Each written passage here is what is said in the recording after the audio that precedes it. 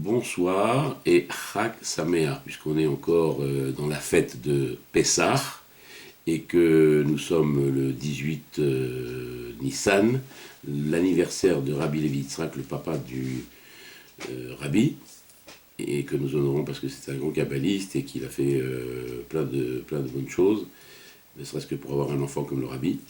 Donc, à cette occasion, qui est un jour béni, où nous avons suivi le Kinous à Chayamushka ce soir, je viens vous faire un appel, d'abord pour vous souhaiter une bonne fête, et aussi pour vous dire en même temps pour les résultats des Sédarim gratuits pour tous de la 24e année. Eh bien, il s'est passé un miracle parce que pendant les 5 repas qui ont eu lieu, c'est-à-dire le premier Seder, le samedi midi et le samedi soir le deuxième Seder, eh bien, il s'est passé qu'au premier Seder, c'était un petit peu tendu, mais on y est arrivé. Mais par contre, le deuxième Seder, il y a eu un parfum messianique où les gens se sont conduits de façon merveilleuse. Et je pense que mieux que dans n'importe quel foyer qui puisse exister, les gens sont restés jusqu'à près de 3 heures du matin, jusqu'à vraiment la fin de tout le Seder, avec le chant de Chad Gadia, qui est un chant complètement messianique, où on dit qu'à la fin, Hachem a fini par se débarrasser du Malach HaMavet, vivement demain, et vivement tout de suite même.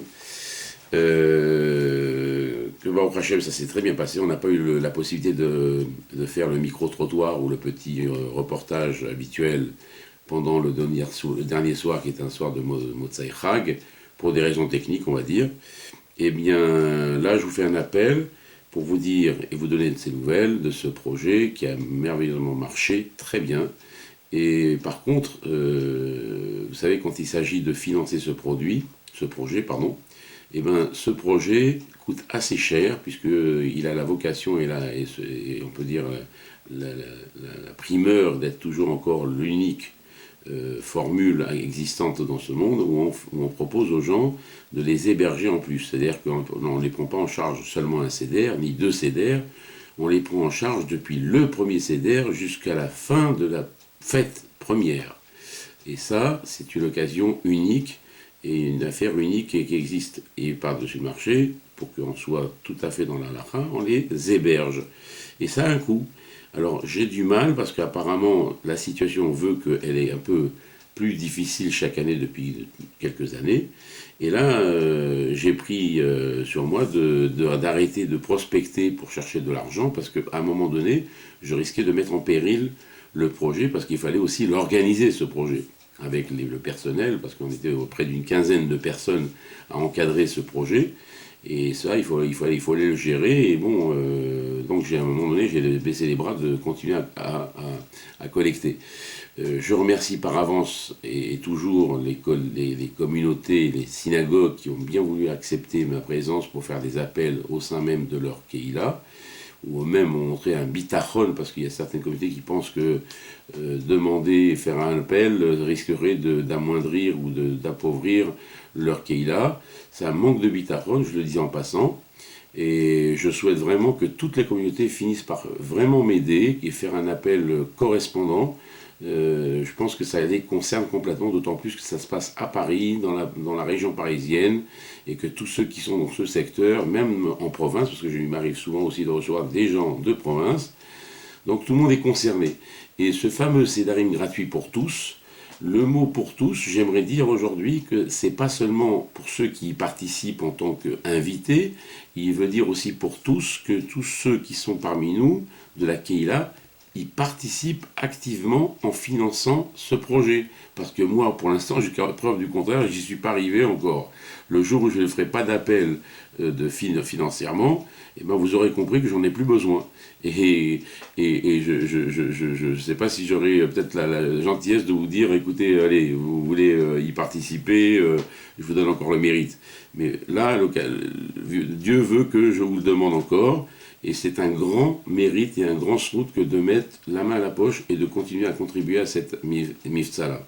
Alors il se trouve qu'aujourd'hui, principalement, et le mot-clé de cet appel, c'est de vous dire qu'aujourd'hui, je suis à 51%, on va dire, c'est un bon chiffre. 51% du budget, il me faut quasiment l'autre moitié à récupérer.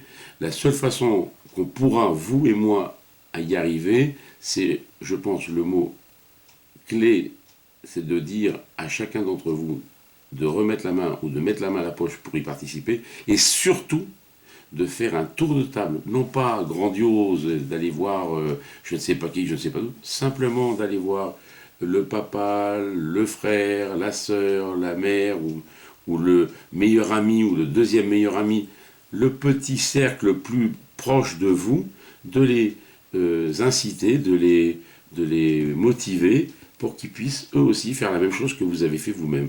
Et c'est que comme ça que je vais finir par boucler ce budget enfin. Parce que tous les ans, je me demande comment je vais y arriver. Je pense que j'ai trouvé la meilleure formule. C'est de dire aux gens merci de votre participation, mais le deuxième couplet de votre mitzvah, c'est de aussi faire un petit tour de table autour de vous. Voilà. Donc je vous remercie par avance et j'en suis sûr qu'on va y arriver.